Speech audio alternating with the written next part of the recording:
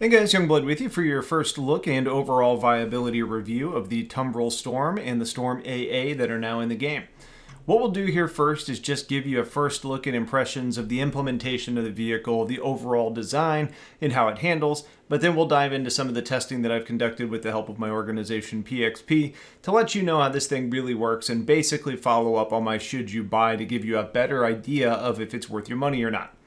So to start off, the Storm looks amazing. The design is sleek, and overall it was very true to the concept images that we saw early in the development and through the concept phase. It looks aggressive and almost like something you'd expect to see in the Halo universe, which is funny because I didn't feel like that in the first pictures in concept, but the dual track per side design makes it almost look like a Warthog and a Scorpion tank had a baby. On the base model, or the Canon version, the gun sits a little higher than I expected it to off of the body, which makes it look a little bit out of place, but also addresses the angle of fire issues that we're expected to have in the concept phase as well. The gun allegedly raises and lowers when the vehicle is powered, but I'm not sure I paid enough attention to that to really see if that actually happens or not. But to me, with the gun sitting so high, it looks a little bit like the most critical component of the vehicle is fairly vulnerable, basically rendering you an APC versus an offensive threat if that weapon was to be taken offline. It's pretty cool the way that the vehicle opens up when you enter from the front, which is the only way into the tank. It almost goes full Predator mouth and things just peel away, giving you a very modern feel that isn't alien, just kind of futuristic Terran design, with the cockpit seat lowering to the ground for you to be able to enter. If you don't choose to climb in and instead just open the canopy, you'll have more options to be able to extend a weapons rack that allegedly gives you storage for an SMG as well as a sniper or AR-sized weapon to be stowed. First off, I like the rack. I like the placement and the potential size weapons that it can hold, but I haven't tested if that actually mirrors the brochure's selling points yet. Secondly, and this isn't just rack related, but my concerns during the initial concept about the front entry on a tank are just so much more reinforced here. The idea of a tank, where you typically have a weak rear, though maybe not in place on this vehicle yet. Let's say you're driving and you're firing. You're likely advancing and keeping your gun in the forward 180 degrees, or if you're retreating, you're probably reversing with your gun still in the front 180 degrees. It's just the way that our brains tend to work when driving a vehicle. So if you get disabled, you're climbing out of the front, and then you're massively exposed in a really long animation to get out of the vehicle.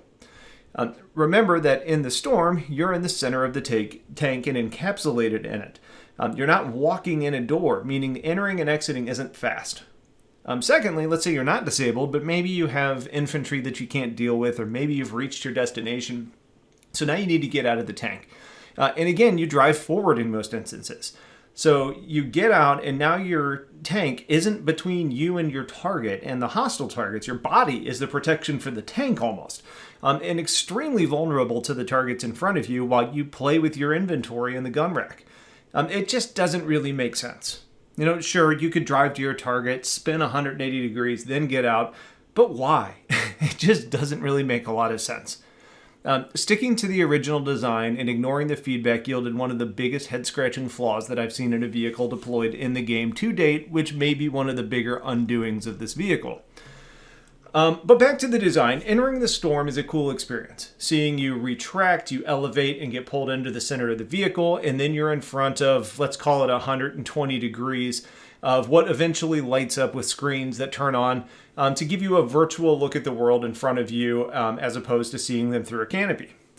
There is a system booting message that pulls up, which gives you a true system initialization feeling, but what's annoying about that is that it plays every time that you go from third person back into first person view, which doesn't really jive with the boot message. So I don't know if that is to balance and encourage players to be in first person, or if that's just tied to the initial design, but that's TBD, I guess. You are able to aim the turret using the mouse without entering remote turret, but the control while driving and tracking the reticle is an interesting experience. You're almost better suited to entering the remote turret, which is enabled via a dashboard button on the port side of the dash, but that is better suited to shooting, as driving in that mode is weird. Now, I would say that there is a better option outright, just which, is better for right situations. So you probably want to alternate between if you're in the turret or not. Driving the Storm is also a weird experience. It doesn't feel all that fast in a straight line. Maybe for a tank if you compare it to the Nova, but the Nova is a controllable beast and handles as you would expect it to. The Storm doesn't feel significantly faster currently, aside from maybe acceleration, but what you're lacking is anything that makes you feel grounded. It was almost like they took the mechanics from the Nova, planted them into the Storm, buffed the acceleration a little bit, but it didn't have the mass, which resulted in this weird driving model that makes it feel like it's on an ice skating rink, but it's lacking the actual skates. It skids, it slides, and it almost just doesn't really respond. Worse than that, and I get it, we're in the first phases of release, but the treads for myself and reported by several org mates just stopped responding in the tank in a tank spinning way. And what I mean by that is if you try and spin, think like yawing a ship, after driving for some time, you just can't get the vehicle to move, meaning you're locked on rails moving forward and backwards. Power cycling doesn't fix it, and the only fix is to get out and back in, which works, but again, leaves you massively exposed when you're doing that. Now, I'm certain this will be fixed, but for now, it's a huge issue. Overall, looks and design, CIG nailed it, but the purpose of the design is a big whiff for me on the front entry, and the driving mechanics need a ton of work. Testing the combat viability of the Storm was an interesting experience. First off, I didn't get shot at from the Nova, but I did firing on the Nova from the base Storm. Looking at the numbers, though, the Storm has a body HP at 27,000 and a shield HP of 750.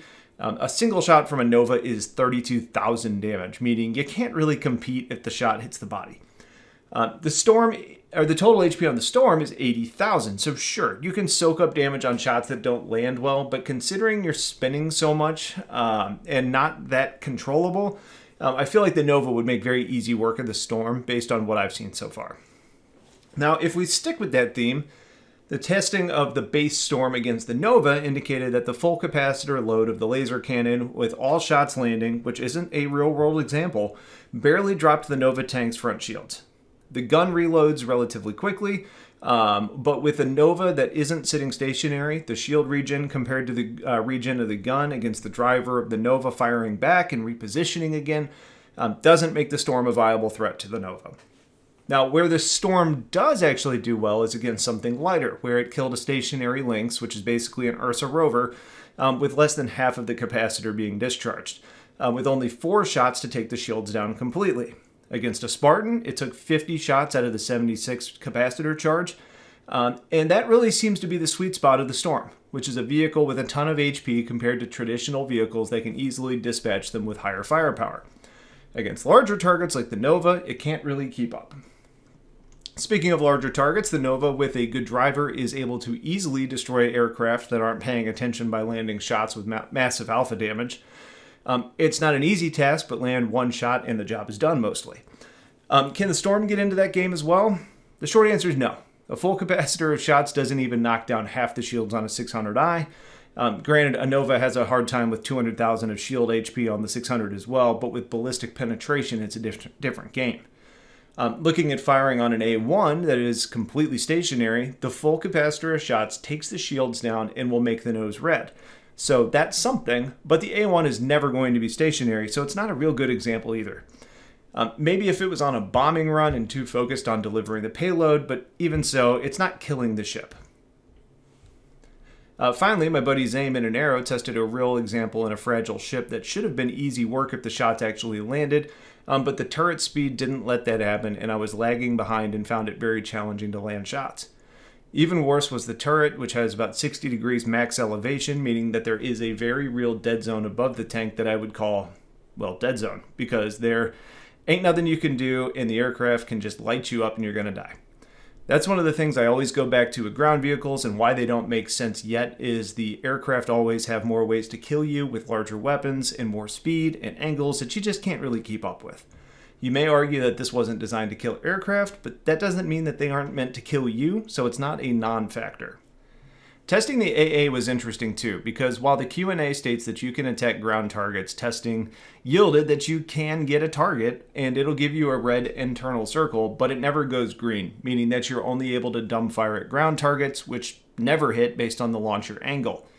We, being PXP, and thanks to Zame, Avegdaba, J-Gun, Akona, Space Glitz, Svast, Tony, and Van Vino for sacrificing their time, ships, and vehicles, but locks on the Novas, the Ursas, hover quads, and several other ground vehicles never provided the ability to launch missiles on them. Against aircraft, I lobbed 8 size 1s at Akona in an A1, and without countermeasures, just basic evasive flying maneuvers, about 2, maybe 3 of the missiles landed, resulting in the shields going down, but nothing real significant taking place. Other tests basically ended the same, basically reinforcing my thoughts that I had in the Should You Buy video that the size of the missiles that the Storm AA brings basically make it a pest and a distraction more than an efficient killing machine.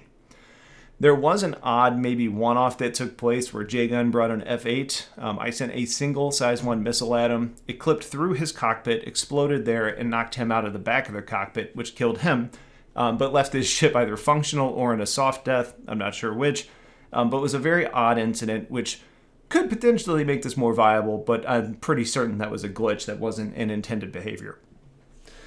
Overall, based on day 1 implementation, I would say that the Storm and AA are welcome additions to the game, while not really adding much of value and still needing work to tune and improve their value proposition.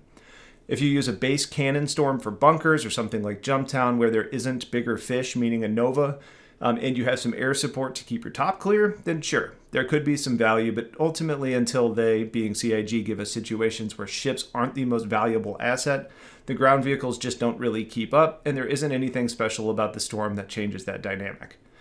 So that's it for this. Hopefully that helps provide some context on the vehicle and gives you some clarity. If you have questions, post them in the comments, and if you haven't considered supporting through Patreon or YouTube memberships, now would be a good time to do so, as I'm about to start my holiday season giveaway of ships, where supporters take the massive majority of those.